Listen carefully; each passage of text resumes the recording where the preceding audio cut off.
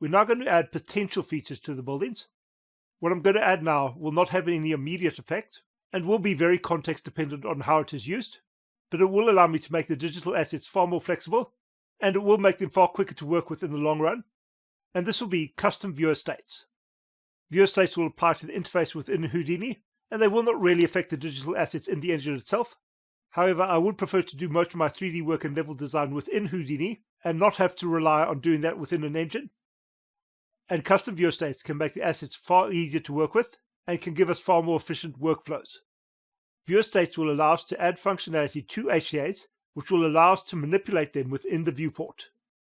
There is, however, one major thing which we need to take into account with viewer states. To illustrate this, I'm going to get a second geometry node, and I'll copy the entire network for the building. I'll then add this to the second geometry node. I'll select all of these nodes and I'll convert them into a subnetwork.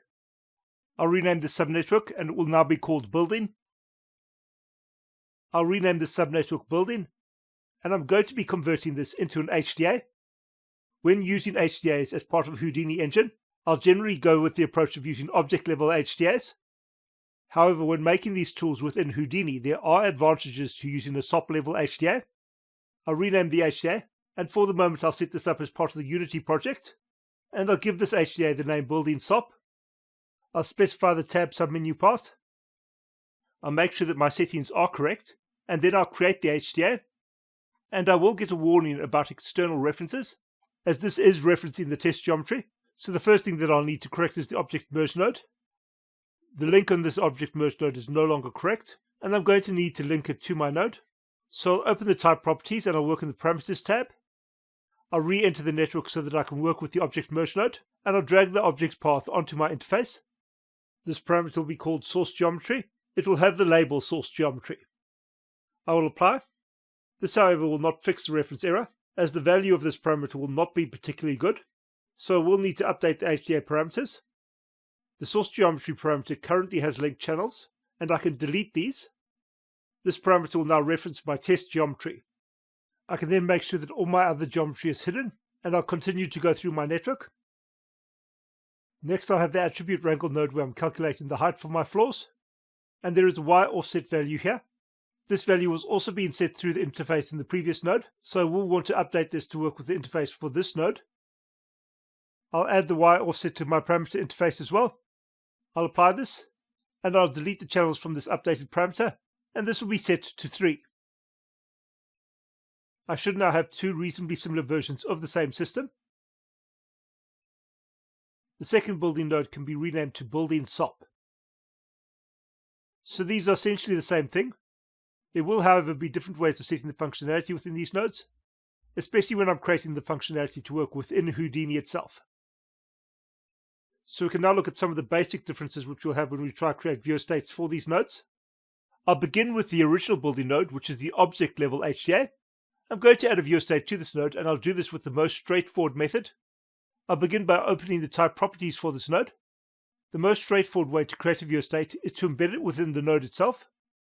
This is not the most flexible way. It is the way of doing this which I favor the least. But this viewer state is not necessarily going to be a permanent viewer state, and at the moment this will serve as an example. To create a viewer state within a node, we'll work in the interactive tab. The first tab here is state script. Here we can create a viewer state which is specific to this node, and we'll do this by pressing the new button, and this will give us a wizard for creating a viewer state. The first option here will be the name. By default, this will be set to the name of the current node. We then have a label for this viewer state, and this will be the label which will show up in the viewer state browser. We have an option for a description. Then we can choose an icon, and the icon will also be specified within the viewer state browser. This will be followed by a samples section. This is a set of examples as well as preset configurations, and certain of these presets are not currently available. The main examples of these are drawable group, stroke, and add point. Those samples deal directly with geometry, and because of this, they require a SOP HDA and are not available to our object level HDA, and this is why I'll be creating a separate SOP viewer state. After this, we'll have event handlers, and these are essentially methods which will be called by Houdini when we are interacting with the viewport. I will not be adding a lot of these. To begin with, I'll add onEnter and onExit. These will activate when we enter the viewer state by pressing enter in the viewport, as well as when we exit from this viewer state, which will usually be done when we press escape or when we interact with a different node. These are the only event handlers which I'm going to add at the moment, so I can accept my changes. So I now have a viewer state within this node. We are able to access all of the viewer states via a pane tab, and this pane tab is called the Viewer State Browser and is available under the Inspector submenu.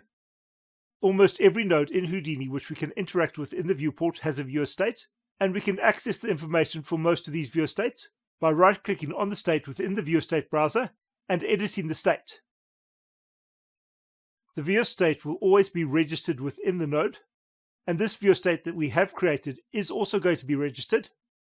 The registration will happen in the Node tab. There is a field here which is called Default State, and this will specify the viewer state that will run when we press enter in the viewport when this node is selected. The current value here is the same as the name of this HDA, but this is also the default name which we used for the viewer state. So currently that is the viewer state that we will be setting. So this is the viewer state which this node will be referencing. At the end of the viewer state we will have a function, and this function will actually define the majority of the viewer state. This is where we specify the name for the viewer state and the label for the viewer state. We're also defining the icon here. So if we decide to change the name and the label, this is where we will do it. The create viewer state template function will be preceded by the state itself. This will be a class and will be called state, and all of the event handlers which we specify will be members of this class. And here we have the two event handlers which I added, and these are the onEnter and onExit handlers. To display how these are working, I'm going to print some values from them. So when I enter the state, I can print glup, and when I exit the state, I'll print bye-bye. I can then apply to save my changes. When this happens, we'll get an update in the viewer state browser log. This will specify that we've loaded the state. We should now actually be able to locate the state which we've created within the viewer state browser. There are a number of options here.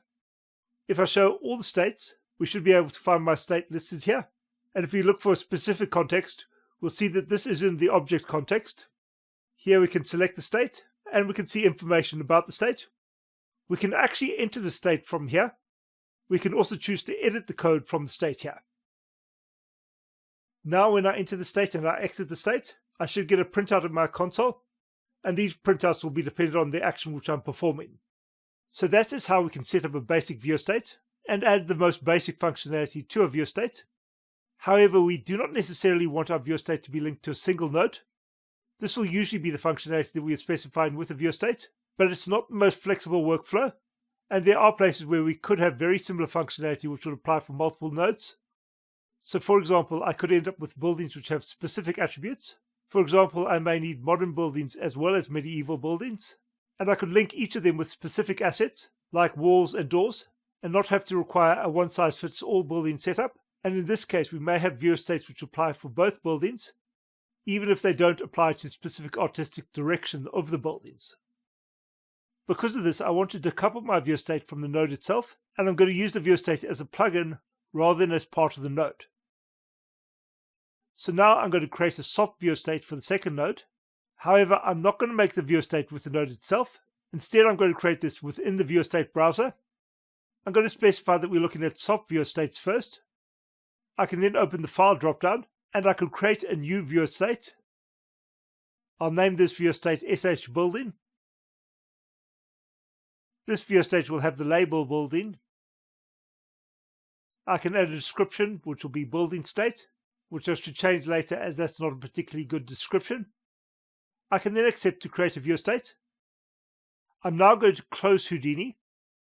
I will then navigate to my user preferences directory, and here we should have a viewer states folder. Within this folder, we should have a SH Building viewer state, and this should be a Python file. I do not want this to be in the default viewer states folder. I want this to be part of my plugins. So I'll navigate to my Game Tools plugin folder, and I'll paste this within the viewer state folder within the plugin. I can then edit the viewer state. I'm going to add a couple of event handlers. The first will be onEnter. This will take the arguments of self and quarks. And here I'll print out onEnter. The second event handler will be onExit. This will also have the arguments of self and quarks. And here I'll print out on exit. I can then save this and I'll restart Houdini. I'm now back in Houdini and I can look at my viewer state browser. I'll look through the stop viewer state and we now have a viewer state called building. If we look at the details for this viewer state, we'll see that the type is SH building. And I should now be able to add this to the soft version of the building. I'll open the type properties for this node. I'll work in the node tab and I'll set up my default state. And this will now be the SH building viewer state. I can apply and I can accept. If I press enter in the viewport, I should now be able to use the viewer state. However, in this case, nothing is happening. This is because of a spelling error. On enter and on exit should be lowercase. I should then be able to return to Houdini. I'll need to reload the viewer state. In the viewport, I can now press enter. This should open my console and I should get a printout.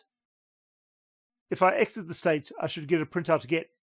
So I now have a basic viewer state and I can use this to update functionality in the future. I should also note that when we change the functionality of the state, so for example, if I edit the script again and update the print statements, if I now try and use this within Houdini, it will not work unless I have reloaded the state. So now I have a basic viewer state, and in the future I can use this to add functionality to the building.